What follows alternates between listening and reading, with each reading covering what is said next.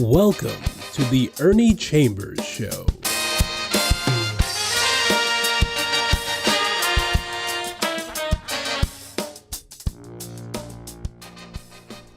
Brothers, sisters, friends, enemies, and neutrals. That has been my standard intro, and sometimes I want to mention that they are not empty words to me. Any female born of a man and a woman is my sister. Any male born of a man and a woman is my brother. Sometimes we're quick to judge other people on the basis of one action or something somebody else has to say. But that's where what Jesus said comes into play. As ye would that men should do unto you, do ye even so unto them likewise. Or as people say, do unto others as you would have them do unto you. There is so much hatred abroad in the land. It's being sown by the people who are in the top political offices. Whoever's president has an awesome responsibility. Just by virtue of being in that office, he is given much more significance to what he does when he speaks. That's one place where I don't have to say he or she, because there has never been a female president. Maybe there never will be. But if women, could forget their differences and look at their gender and recognize that they are put in an inferior position. I don't care if they're the head of a company. They don't have the freedom to make cutting-edge decisions like a man would. They have to constantly look over their shoulder to see who might be running or walking, breathing down their neck, a white male who is likely to get the position, although having less in the way of academic or professional credentials and even ability. None of us would like to be in a position such as that, so we should not put others in that kind of position. Some people see me as a mean motor scooter, not because I oppress those who are weaker than I am, but because I'll stand up to those who are strong or who are in a powerful position and will oppress others. If we're in a staring contest, I will not blink first. I believe in myself. I trust my judgment. I'm relentless. I will not give up. I will not quit. We cannot even live the next second. We can only live in this second. If we could learn how to judge life, we could build constructs in our mind that would help us make it through the most difficult situation. We can only actually live and breathe this instant. We may be able to breathe the next instant, but a time will come when we will breathe out and not breathe in again. This could be that time for me. But if it comes, the Grim Reaper, he'll find me doing what I believe I ought to do, not what the other people try to dictate to me to do. I will take advice. I will accept instruction when somebody makes it clear they know more about a subject I'm interested in than I do. I don't care who gives me that information. It could be a monkey, an orangutan, a jackal, Bigfoot if he exists, anybody, anything, because I will be as good as dead if I stop growing mentally and intellectually. I can live with myself. I can be alone and not be lonely. I don't need other people in the sense of not being able to function if there's not somebody there urging me on. But we are fortunate if we do have genuine friends. That was just a little something I felt led to say. By the way, I've never referred to myself as an atheist, but other people do. If you don't belong to a church, you don't believe the way they believe, or tell them, I don't have any inclination to get into spiritualism, witches, ghosts, goblins, and so forth. Others apply that label to me, just as they might apply the N-word or other derogatory terms. But what you see in me is what you get. Here is something that I offered to the legislature April 19th, 1985. How long ago would that be? 85 plus 15 is 100. So that brings us to the century mark. 15 years. We're 24 years past that mark. So 24 plus 15 should be, the last time I calculated, 39. So this was offered by me 39 years ago. It was designated Legislative Resolution 97. Whereas the President of the United States is scheduled to attend an economic summit in West Germany in May, and whereas during his visit, the President plans to visit Bitburg Military Cemetery and place a wreath to pay respect to those buried there, and whereas more than 30 members of Hitler's SS are buried there. They were called the Death's Head, the Schutzstaffel. Whereas the SS, rather than soldiers in the ordinary sense of the term, were an elite corps who operated Nazi concentration camps, including death camps. Whereas the Nazi regime's final solution to the Jewish problem consisted of driving out/exterminating all Jews in Europe. And whereas, pursuant to the final solution plan, the SS presided over the murder of more than 6 million Jews, employing the most cruel and inhuman methods of starvation, forced labor, torture, experimentation, shooting, gassing, burning, and burying alive.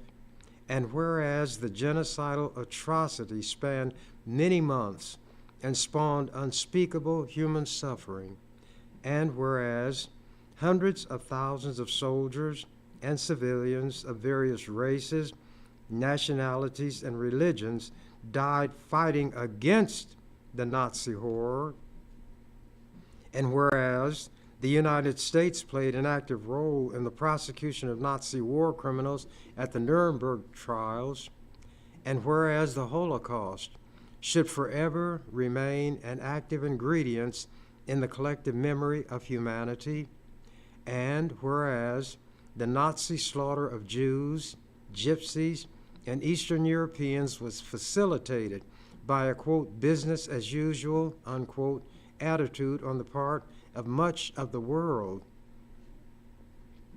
And whereas the President's proposed visit and wreath placing at Bitburg Military Cemetery evinces a continuation of the business as usual attitude, and whereas the President's proposed visit and wreath laying at Bitburg is an affront to all people, and whereas the attempt by the President to justify his visit to Bitburg by equating those who slaughtered people to those who were slaughtered reveals an inexcusable insensitivity, moral confusion, lack of historical perspective, and an unwillingness to correct a gross error of judgment, And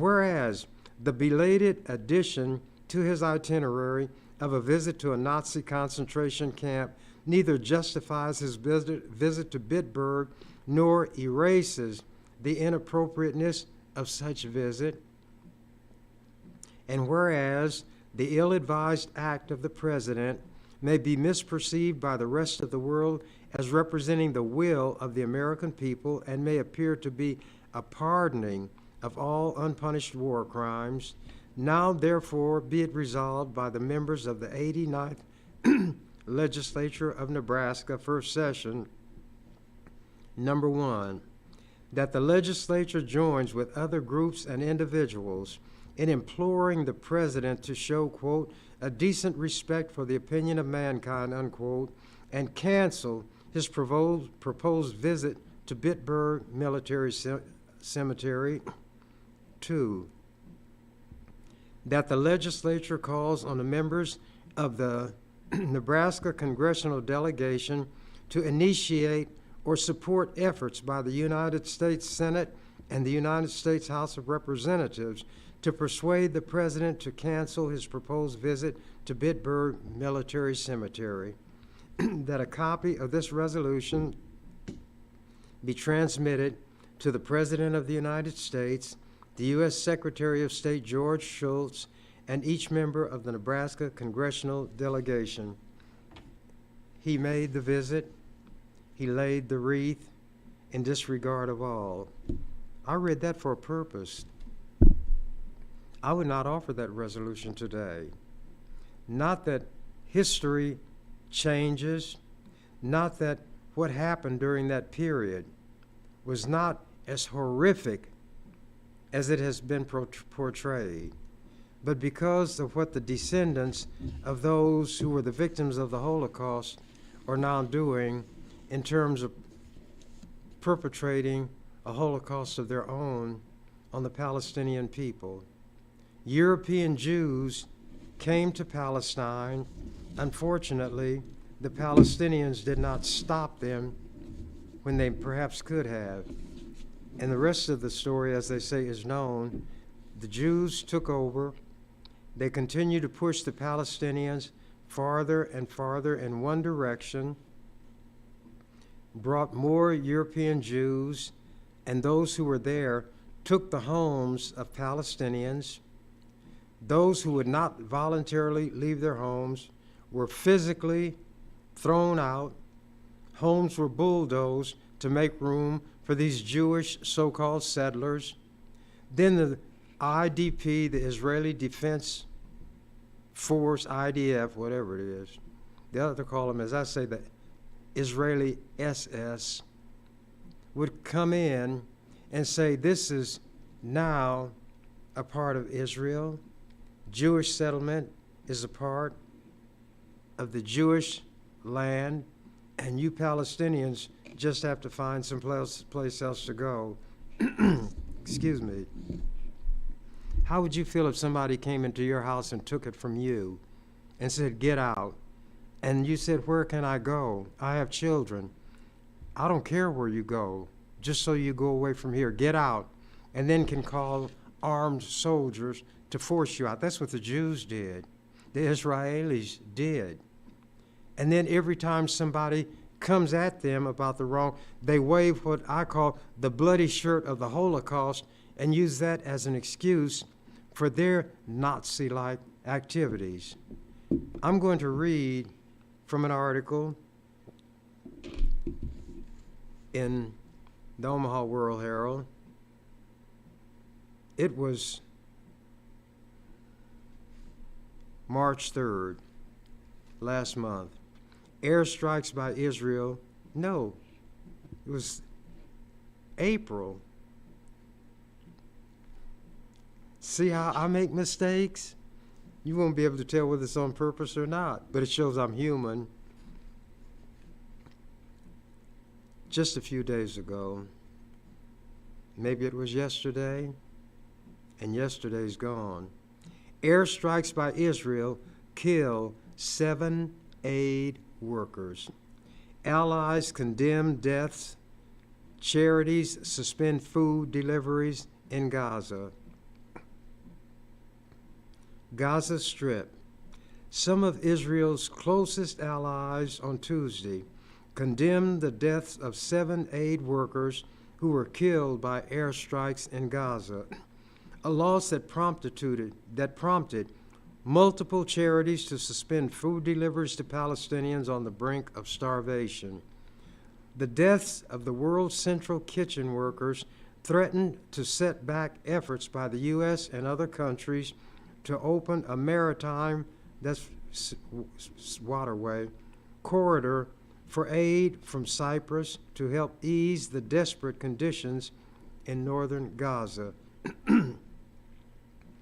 Ships still laden with some 240 tons of aid from the charitable group turned back from Gaza just a day after arriving, according to Cyprus.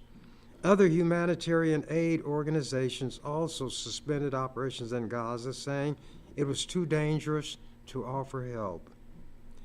Israel has allowed only a trickle of food and supplies into Gaza's devastated north, where experts say famine is imminent.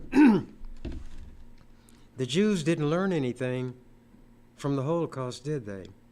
There are people who deny that the Holocaust occurred. Based on what Jews are doing now, those Holocaust deniers may get more credibility accorded them by people who don't believe them, but want to take a shot at what Israel is doing now. And Bush, not Bush this time, Biden, with his chicken-hearted self, has approved billions of dollars in military equipment to Israel instead of extra powerful bombs.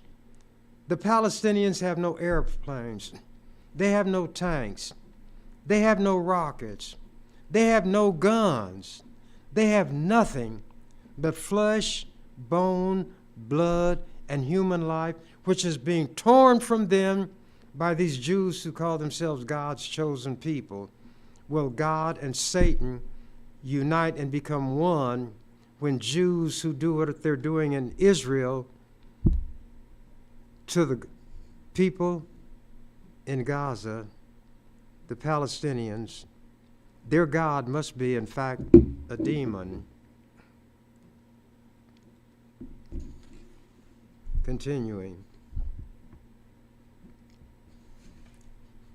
The dead from Monday night's strikes included 3 British citizens, Polish and Australian nationals, a Canadian-American dual national, and a Palestinian.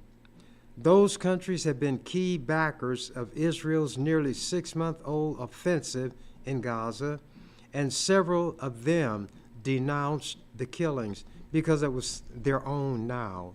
Now the killing is bad. I would say close to 50,000 Palestinians have been killed, mostly women and children.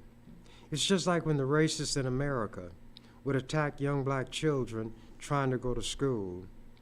One of the most famous paintings, I'm not going to tell you the guy's name, but he painted covers for the Saturday Evening Post, was of this very little 6-year-old girl surrounded by a cordon, a big, beefy white man escorting her to school with her little school book. These vicious, grown, screaming, cowardly white men and savage women screaming at this little girl. That's America, the real America. The red, white, and blue America, and why I, on the floor of the legislature, said the flag is a rag. All of the lynchings, bombings, burnings were done under the auspices of the American flag. When the Ku Klux Klan would come galloping, they would have the American flag. The cops who brutalized black people wear American flag patches. And I'm supposed to feel some kind of warm sentiment toward that rag, and people said I shouldn't say it, and that would make me say it even more. That's all it is. They don't even know how to fly the flag. You know what The U.S. Code, which is a compilation of the statutes enacted by Congress, says about the flag, among other things, it should never be flown horizontally. You'll see football games where military people and cops will unroll a big flag and fly it horizontally, contrary to the law. The stars, which part of the flag is known as the Union, because every time a new state joins, a star goes. The stripes, there are 13 of those for the original colonies. They are always, when you look at the flag, they are always supposed to be to the left of the one who's looking at the flag. But many uniforms have the Union on the right because they don't know about their flag. You know what the code says? A flag should never be a part of any clothing. They are in the form of jock straps.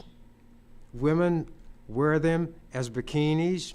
A lot of people wear them as bandanas in violation of the law. White people do it. And it also says the flag should never be a part of any athletic uniform. Next time you see a football game, watch how many of those uniforms have flags on them, even flags on the helmet. And when the helmet hits the ground, the flag is on the ground. Yet, when the young black player and others with him eventually took a knee when the national anthem was played, they were shouted at, spat upon, cursed by people who at the time were wearing the flag inappropriately and wearing it when it's not to be an article of clothing, because they didn't care about the flag. They are racist through and through. America has not changed. It's not going to change. But those of us who, despite all of this, will retain our humanity, will try to bring about a set of circumstances where everybody has the opportunity to develop fully, the opportunity to obtain a meaningful education, a job paying enough to support a person and his or her family, all of those things that are talked about on the Ozzie and Harriet shows, but they're not realities in this country, and precious little is being made, little effort is being put forth to make them so. So anybody would be better as president than Biden. Some people could not vote for Trump if it cost them their life, but they'll just not vote for Biden because of the way he is giving a blind eye to what the Jews are doing to slaughter the Palestinians. So they're just not going to vote for anybody. And that means Trump may be your next president if he's not in jail. And let me show you how stupid these white Americans are. Trump is saying that a president is immune from prosecution for anything he does while in office. And some judges are having to think about that and ponder, could that be so? They are stupid. White people, supposedly the brilliant people, and here I am, a black man who will not wear a suit, who wears jeans on the floor of the legislature. If the clothes were good enough when I worked in the barber shop for the people who gave me my living, they were good enough for the people who a lot of times showed themselves to be my enemy and the enemies of my people. And you cannot tell a book by its cover. You have the situation where we are often the ones who try to see that everybody is given a fair shake. This idea of a president being immune the thought immediately came to me. There are 9 Supreme Court judges. Whoever's the president gets to appoint judges. I'm the president. I hire a hitman to kill 2 of the judges that I don't like. I hire the hitman, but they cannot get me for hiring the hitman. They cannot get me for conspiracy, for directing him to kill the judges, because I'm immune to prosecution. But what about the hitman?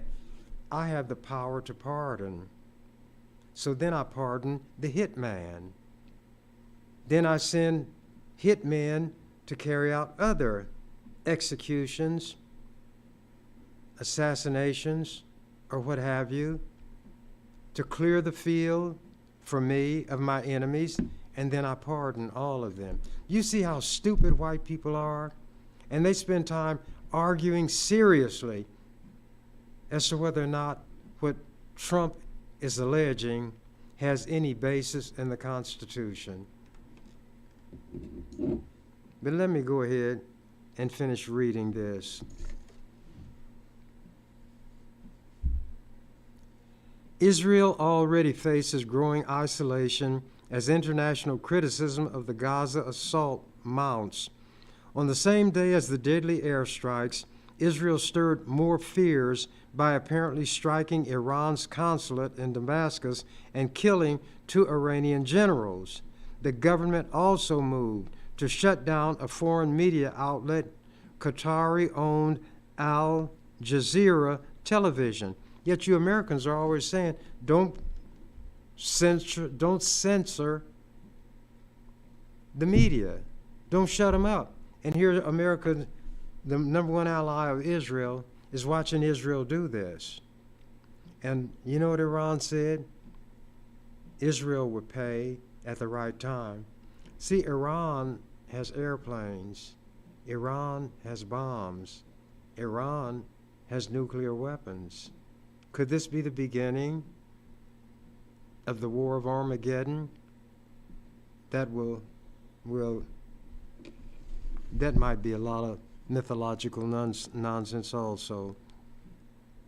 The hit on the Charities convoy also highlighted what critics have called Israel's indiscriminate bombing and lack of regard for civilian casualties in Gaza. Israel's military chief, Lieutenant General Herzai Halevi, announced the results of a preliminary investigation early Wednesday. Quote, "It was a mistake that followed a misidentification at night during a war in very complex conditions. It shouldn't have happened," he said. He gave no further details. He said an independent body would conduct a, quote, "thorough investigation," unquote, that would be completed in the coming days. And what do you think their finding will be?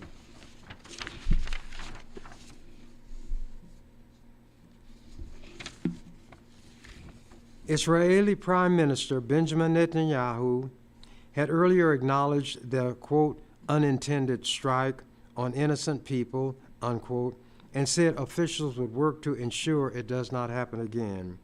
World Central Kitchen said it had coordinated with the Israeli military over the movement of its cars.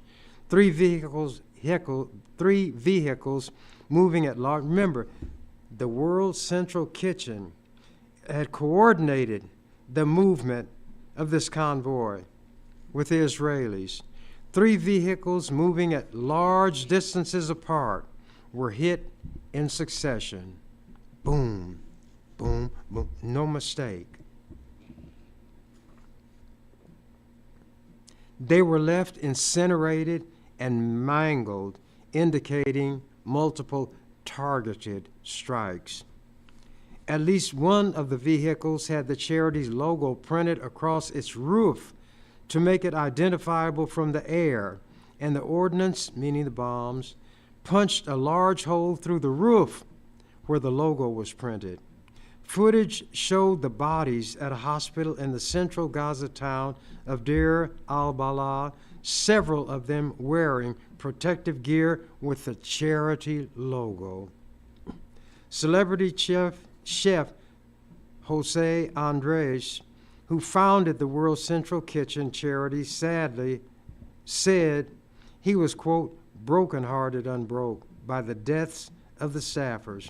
Quote, the Israeli government needs to stop this indiscriminate killing. It needs to stop restricting humanitarian aid, stop killing civilians and aid workers, and stop using food as a weapon, he wrote on X, formerly Twitter. The U.S., Britain, Poland, Australia, and Canada all called on Israel to give answers on the deaths. Israeli Defense Minister Yoav Gallant launched an investigation and ordered the opening of a joint situation room enabling coordination between the military and aid groups. Yeah, Jesse James investigates Frank James, and the ones who are going to review their findings, the Dalton brothers. That's the way these Jews are functioning. Then they're going to say people are anti-Semitic because they condemn what the Jews do, which in some cases is worse than what the Nazis did, allegedly, to the Jews. But anger among its allies could put new pressure on Israel. The British government summoned Israel's ambassador for a rebuke and called for an immediate humanitarian pause to allow more aid in and for release of hostages. British Prime Minister Rishi Sunak told Netanyahu that he was, quote, appalled, unquote, by the workers' deaths and described the situation in Gaza as, quote, increasingly intolerable, unquote. White House National Security spokesman John Kirby said the U.S. was, quote, outraged, unquote, to hear of the strikes, yet they're making billions of dollars in new military aid, including super bombs, available to Israel.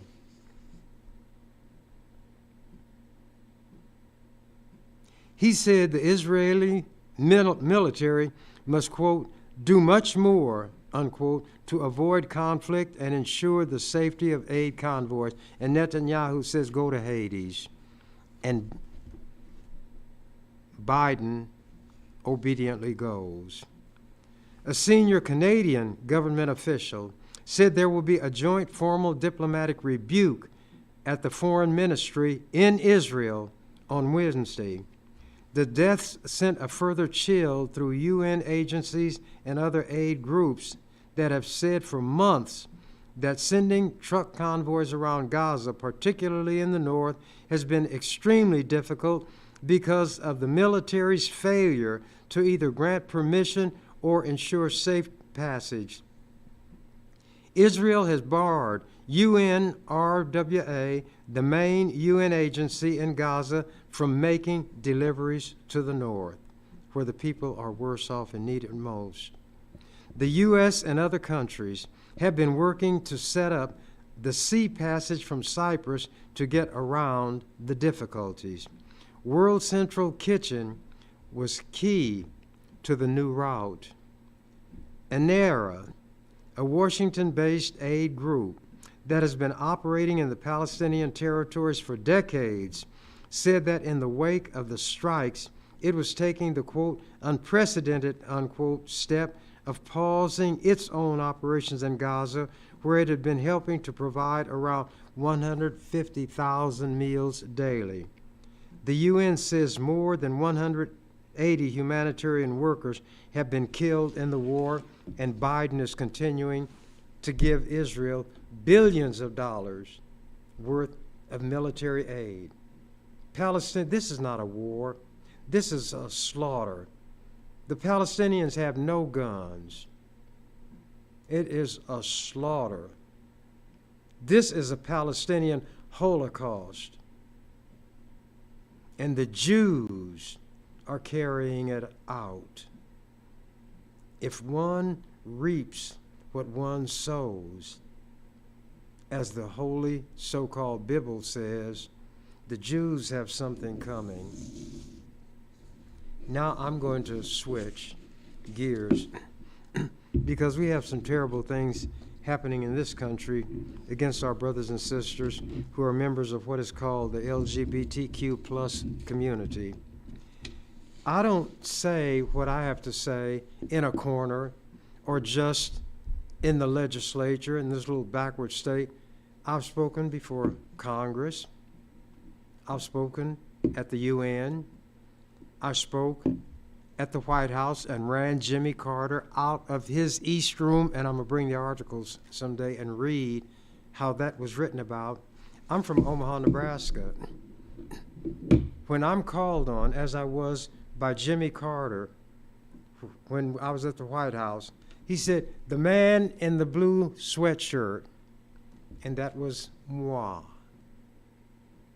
And I set him off by asking, he had said that America is not a racist country. I said, America, on the contrary, is a racist country. And why did you fire Andrew Young as a representative of America to the UN? It had to do with the Jews again. At that time, Andrew Young had the audacity to talk to Yasser Arafat, who the Jews hated, a Palestinian leader. And Carter fired him. There was a white diplomat who had done the same thing, and he kept his job. This article is dated May 19th, 1996. Testifying before Congress is another day at the office for Chambers. Lincoln Journal-Star. There he was, resplendent in a purple sweatshirt, testifying before Congress last week, none other than Senator Ernie Chambers, part of a panel of 5 legislators from various states testifying on a bill dealing with the same-sex marriage issue. Anyone who expected Chambers to change his attire or his style for this occasion would have been disappointed. Instead, a subcommittee of the House Judiciary Committee and a C-SPAN audience were treated/subjected to the same Ernie with whom Nebraskans have become so familiar. Chambers started off musing whether the HON period that preceded his and other panelists' names on their nameplates meant that they were being called honey. And that was what I said, because there was a woman who headed the congressional dining room, and she had referred to some of the senators and congressmen as honey, and they wanted to fire her. So when I went there, I brought that up, and I said, so this means that that lady has been forgiven, she's been reinstated, and you're doing it by putting the abbreviation of honey on your name plates and this one, and people in the room who understood what I was talking about laughed, but the congressman grimaced. But anyway, Chambers started with that. After satisfying himself that the letter stood for, quote, the honorable, he recalled a story about a village character known derisively as Colonel, and I pointed out he was black, how they give us titles when we were never in the military, Colonel, Judge, and so forth, to degrade us even further. Anyway, I'm just going to read this. He was known derisively as Colonel, being asked by a judge what that meant. Well, Judge, it's just like the honorable in front of your name. It don't mean nothing. Chambers recounted. Having thus endeared himself to the panel of congressional honorables, Chambers went on to denounce what he considered the dishonorable business under consideration. H.R. 3396 would allow states not to have to recognize same-sex marriages if they were legalized in some other states, such as Hawaii, where a case is working its way through the courts. The Constitution has a contract clause, whatever, a contract is valid, wherever it's valid would be valid anywhere. But anyway, while there was some discussion about whether the measure gives states any power they do not already have, most of the hearing concentrated on panelists' views of the desirability of granting legal recognition to gay or lesbian marriages and discussion of the current political battles on that subject. Hawaii State Representative Terrence Tom disputed the nation that resistance to same-sex marriages stems from ignorance, saying that opposition to the idea has grown since the matter has been under discussion in the states. And it gave comments from others that were not too significant.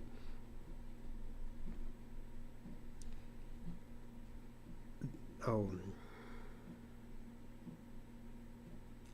That led, I had made a comment that there were biblical characters who had multiple wives. That biblical, let me get this straight. On the other side, Iowa State Representative Edward Fallon argued that marriage licenses are not a scarce good, and granting them equally to gay couples would not diminish the supply for straights. And then there was Chambers, noting that proponents of restricting marriage to one man and one woman often cite religious grounds. He declared that biblical figures, including David and Solomon, had had multiple wives and mistresses. That led Subcommittee Chairman Representative Charles Kennedy of Florida to ask, "Am I to understand you would support polygamy?" Chambers would not go that far. He even conceded that hypothetically a rationale could be constructed for a state to prohibit such arrangements, although he refused to say whether or not he believed such bans to be good policy. And the example I gave was of an that means eastern part of the world, potentate, who explained why he would not have multiple wives even though he could. He said, women are sensitive and perceptive, and a man is not going to have the same feeling for 5 different people. And he's going to, whether consciously or unconsciously, favor one over the other, and the other women will pick it up, and there'll be confusion. So he had only one wife, even though he could have had as many as he wanted. So that was the argument that a man who could have multiple wives gave.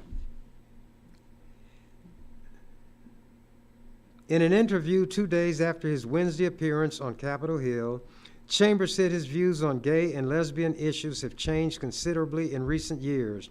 In 1988, when running for the U.S. Senate on the New Alliance Party ticket, Chambers said he disagreed with the party's support of same-sex marriage.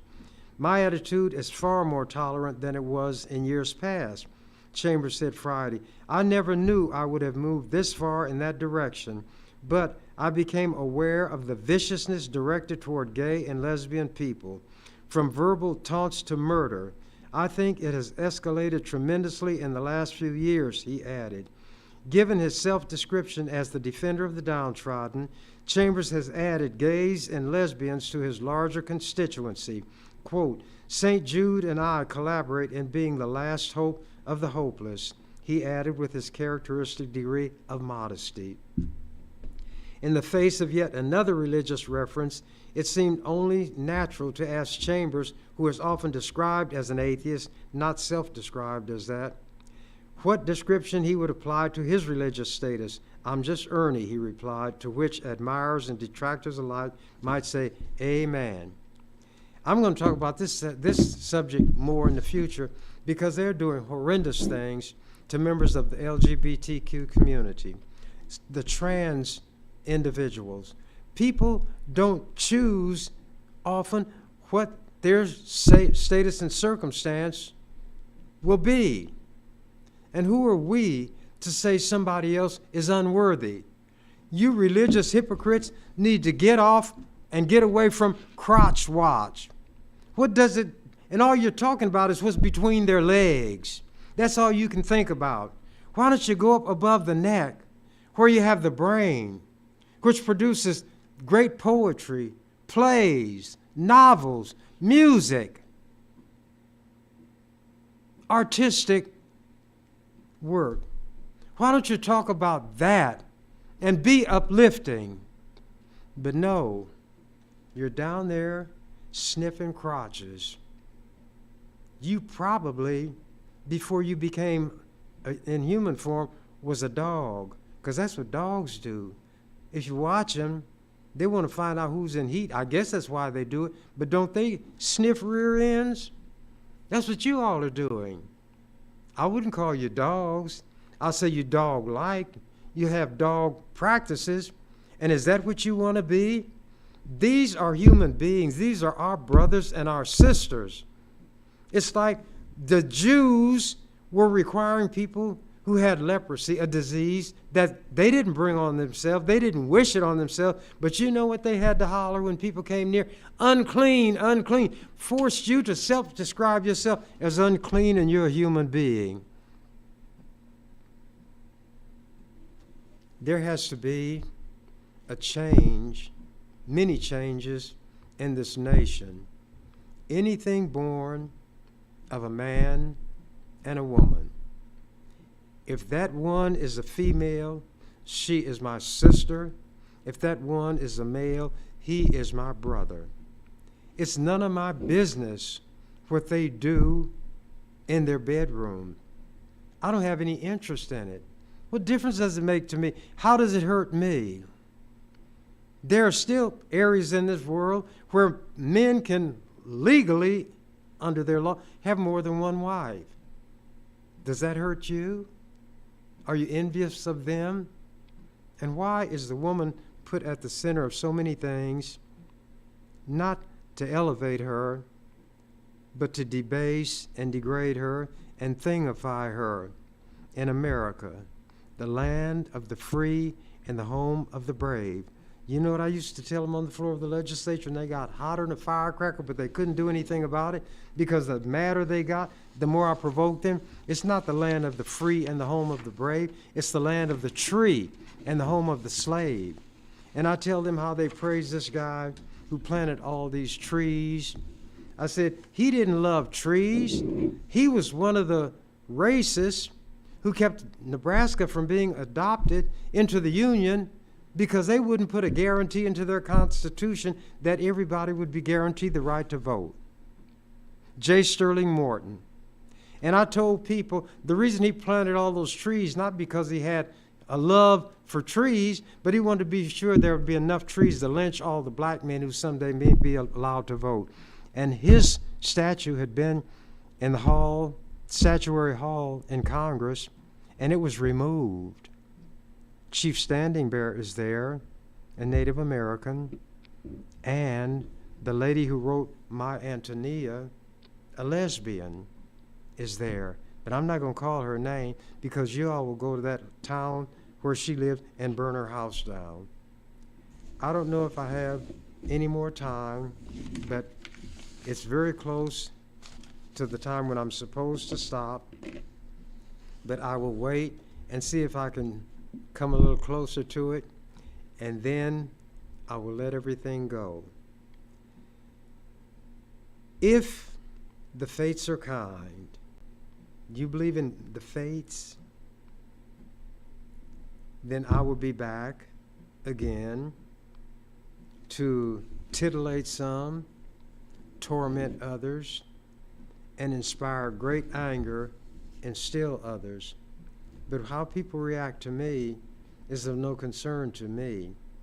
The one whose reaction matters to me is mine. People have called me some of everything, but their words don't hurt me at all. And I feel the more angry they become, the more virulent their language, the more I own them. And I've told them on the floor of the legislature, you all are my white folks. I own this legislature. But if an important bill needs to be passed, I will allow it to pass. A loaded brain is more powerful than a loaded gun. And then I add intelligently, unless you're in a gunfight. But even if you're in a gunfight and you don't have a gun, but you've got a good brain, you may be able to contrive a way to engage that gun soul's mind in such a way that he'll change his mind and decide, well, you don't deserve killing, you don't need killing, and you'll survive. Jesse James was once asked why he never robbed poor people. He said, well, I got an answer for that. They said, is it because you're like Robin Hood, you steal from the rich and give to the poor?